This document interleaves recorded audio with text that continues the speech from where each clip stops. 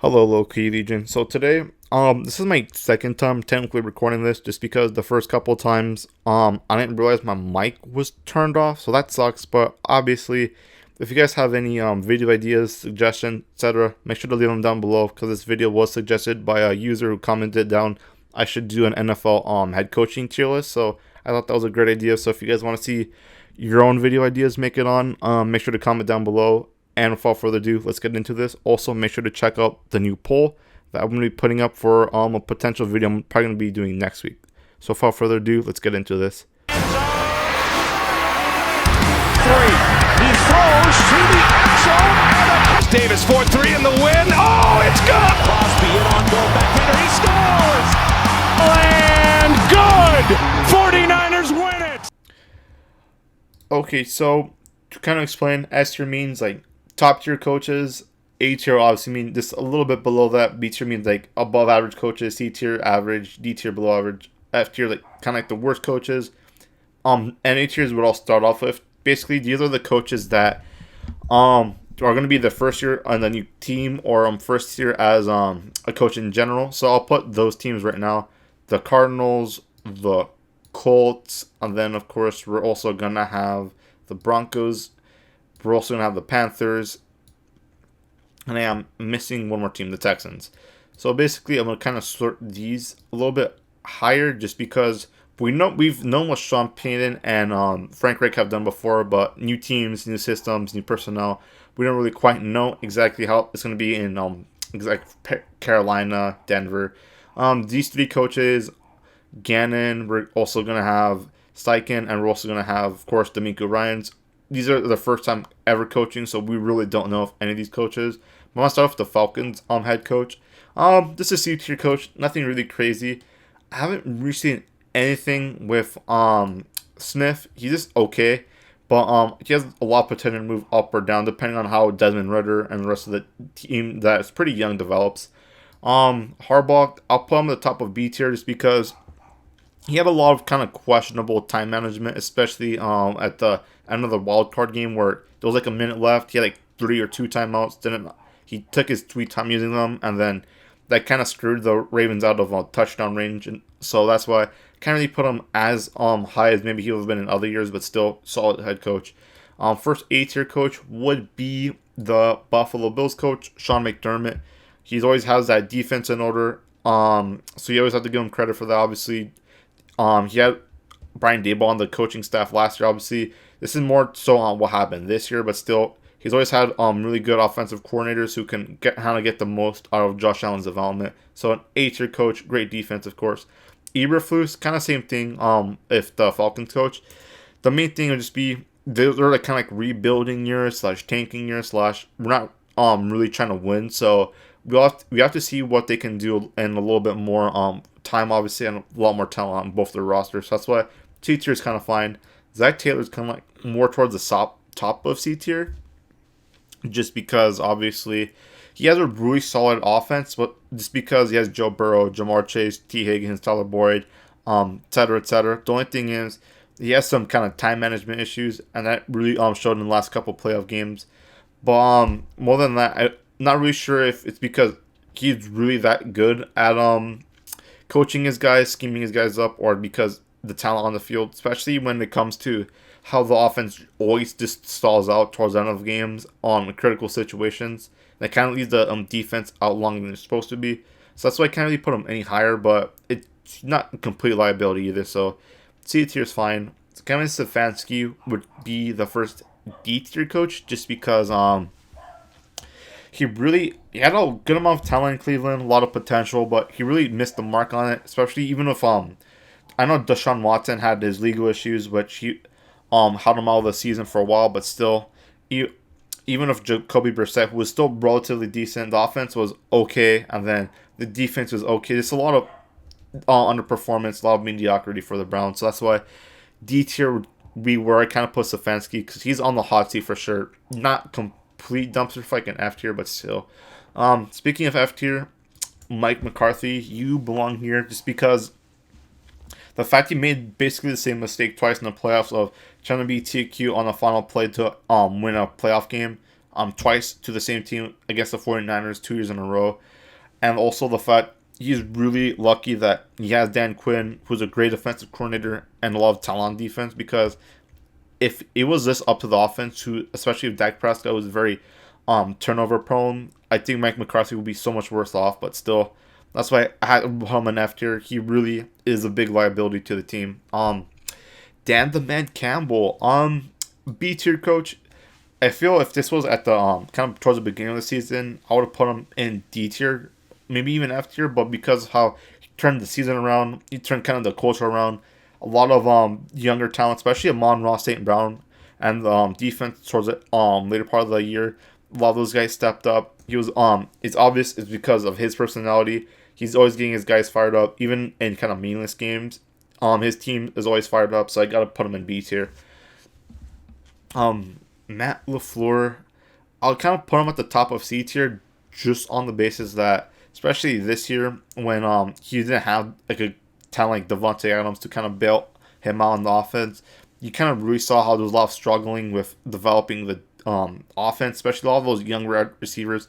I know Christian Watson got a lot better as the season went on, but still, one thing you have to notice would just be that he has a lot of bad time management issues, which obviously can be fixed once he gets a little bit more accustomed to the league, even more experience. But still, like against the Washington Commanders, those the final drive, he used up all his timeouts before the 2-minute warning. He only got the ball back because one of the wide receivers went out of bounds, so he was able to obviously get another shot. But still, a lot of kind of offensive miscues, a lot of stuff like that. Obviously, who knows how much of it was Rodgers' fault, but a big part of it would have to be Matt LaFleur's fault as well.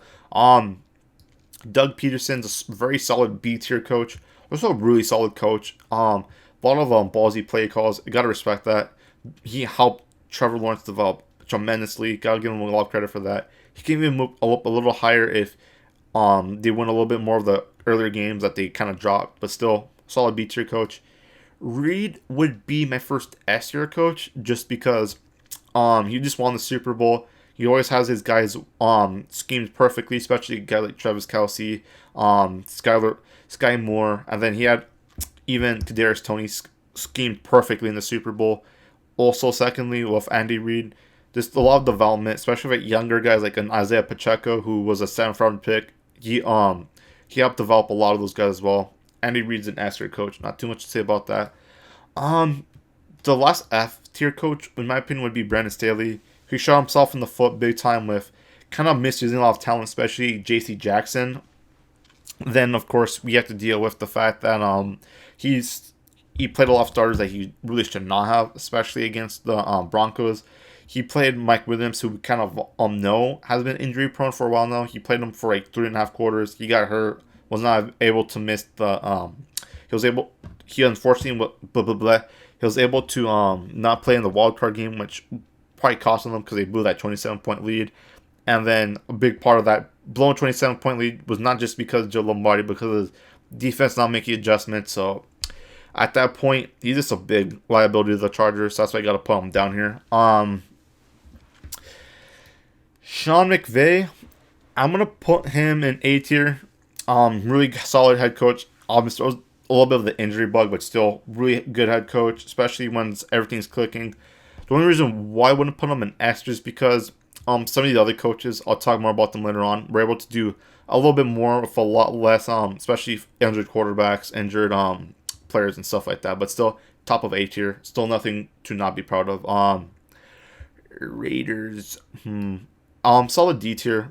Josh McDaniels is really, I think he's kind of overhated, but still, I understand he misused a lot of talent, especially with how he kind of misused Derek Carr, and that's why Derek Carr won it out. Lost stuff like that. Obviously, there was injuries, but still, it just seemed like he kind of did himself no favors in that locker room. As much as I love Mike McDaniels, I'll kind of put him kind of towards the bottom of B tier, just because he has some time management issues, communication issues, especially we saw that in the wild card game with Skylar Thompson. Like, it was like they had to take like so many delay of game penalties because he couldn't get a snap going. So I'll just kind of put him in B tier. Kevin O'Connell, I think solid A tier coach. He kind of really reignited Kirk Cousins. He did not try to alienate any of his players. He got the most out of those players, especially the offense. The only thing is the defense sucked, but that was a big part of it was because he hired Ed Donatel. But still, for his side of the ball, which would be more so the offense, he had that completely under control. If he would have hired a better coordinator, maybe been a little bit higher, and the Vikings should have won a lot more games convincingly, but still, solid coach. Bill Belichick, obviously it's a down year for the Patriots. At this point, they were so used to winning Super Bowls and at least making the playoffs, but the defense was still really solid. The special teams kind of had some moments where they allowed more kickoff returns than they did in a really long time, especially if they allowed one against the Vikings on Thanksgiving, and then they had the Buffalo drop 2 kick return touchdowns. So obviously special teams is a big part of the Bill Belichick's identity. So that's why he's not as good as previous years, but still really solid head coach. Dennis Allen, I'll kind of put him towards like the bottom of C tier. He has a lot of time management issues, and then there was all this conundrum with Jameis Winston starting, then Andy Dalton, then Jameis was healthy enough, and all that kind of stuff. So that's why I can't put him any higher. But still, a lot of the stuff that he was supposed to do was mainly the defense, but because Sean Payton bailed out of town, he kind of had a lot more responsibility than he thought he would. So that's why I can't really be too harsh on him, but still, if he doesn't improve next year, I can confidently say I can put him a little bit in these lower tiers. Brian Dable, I'd put him in. I'm gonna put him in A tier just because great head coach. He was that Giants roster really doesn't have as much talent at all as some of these other rosters in these higher tiers, but still he was able to take them to the wild card round. They won a playoff game against the Vikings, no less, and then even if they got blown up by Philly, there's still a really solid foundation. That culture shift like in one season, gotta give him a lot of credit. Robert Saleh, I'll put him kind of on B tier. Obviously, he kind of messed up with the coordinators, and then there was a drama with Zach Wilson, and then there's kind of a lot of media reports and stuff that kind of showed that didn't really know how to handle that situation because they wanted Mike White, but then he was hurt, so they put him back. There's a lot of kind of drama with the Jets, but still, when it comes to the defensive side of the ball, especially when guys like Sauce Gardner develop even more than people thought he would, and then yeah, because he was the defensive rookie of the year. Gotta give him a lot of credit for that. So if the offense can stay put, especially if they get like Rodgers, and then the defense can take another leap, you can probably go a lot higher. But still, right now, he's still a solid coach. He really proved it after last year where he wasn't so hot. But Nick Sirianni, I'll put him right here just because we don't know how much of it was because how much talent they brought in free agency. They got A.J. Brown through a really good trade with the tight ends, but still, he was able to take that team to the Super Bowl. Actually, I'll put him right here. He took his team to a Super Bowl. That's a really big feat. Most coaches have not done, so I have to give him a lot of credit for that. But still, the only thing would just be, we really don't know how much of it is kind of scheme, talent, and also his other coordinators who all left. We'll really see what Sirianni's made of this year when we see how Jalen Hurts develops more, etc., etc. Mike Tomlin, second S tier coach in my opinion. This was supposed to be like a rebuild year, tank year, whatever you want to call it for the Steelers. But then with Kenny Pickett and all that newer talent brought in, but he was still able to have a winning record, 9-8. So you have to give him a lot of credit for that. So that's why I'm gonna put him in S tier. Most coaches would not have done what he did with that roster that Mike Tomlin had. Pete Carroll, I'm putting him at the top of B tier. He had a really resurgent season. It looked like for a while that Russell Wilson was the one carrying him. That's what kind of all the rumors were thought to be. But this year, we kind of had Geno Smith really had a really nice resurgent year. Really big, out of nowhere year, really. After, even last year when he played, he did not look as good as he did this year. A lot of guys like Tariq Woolen developed, Charles Cross developed. A lot of that rookie draft class they had developed at big time. And a lot of that was because of Pete Carroll. Gotta give him a lot of credit because people thought Seattle would be like a 3-win team, and they made the playoffs at 9-8. Gotta give him the credit. I'm gonna put Shanahan right here just because obviously it's my team. I'm a little bit biased, but of course the main thing would literally just be he lost his first string, his second string quarterback, his best wide receiver Deebo Samuel, and then he lost Elijah Mitchell for a lot of the time as well. And then Nick Bosa was out, and he still was able to produce, especially on offense, with a third string, 7th round rookie and Brock Purdy took him all the way to the championship game. And a lot of that is just because how well he schemes zone runs, how well he schemes wide receivers, etc., etc. Even against a really dominant pass rush like the Cowboys, even against a lot of teams that seemed like they would beat them, especially with a third string quarterback, Shanahan got it done. Towards the end, he lost 4 quarterbacks, and at that point, it kind of gets ridiculous. But still, with how unlucky he got, but still, he was able to take a third string rookie to the championship game. Gotta give him so much credit for that. Even if the talent he has, he makes the most out of everybody. Todd Bowles, kind of just like a C tier coach. Really, there was a lot of the stuff of he fired the majority of the offensive staff, so you gotta kind of worry about that, especially if how a lot of those guys were Bruce Arians holdouts, and then they just underperformed super heavily on that side of the ball. He had a decent defense, so I can't knock him too much for that, but still, the fact so many of the offensive staff he brought in or was kept got fired really shows that there must have been something going on, so that's why I can't really rank him higher. Vrabel? I'm gonna put him here. He's a really solid coach of how much injuries, how much talent they lost, especially due to the fact their GM traded away AJ Brown, and the fact they're still relatively competitive in most of their games until the wheels literally fell off. They're still only 1 game away from winning their division, but still, you gotta give them a lot of credit for just sticking with it, getting his guys playing even when there was really so much things going against them. Ron Rivera, kind of anticlimactic to end this, but D tier. There's a lot of stuff with the time management, but the main thing would just be he started Carson Wentz in a critical game against the Cleveland Browns, and then Carson Wentz in critical games recently has just not been good at all. And especially last year, he lost to the Jags, who were completely poop last year, for lack of a better term. And then this year, they had the Browns who were really mediocre. He started Wentz threw 3 interceptions, lost the game. So I can't really put him any higher. But if you guys like this video and you want to, make sure to comment down below. And then, of course, make sure to like and subscribe. And I'll talk to you guys later.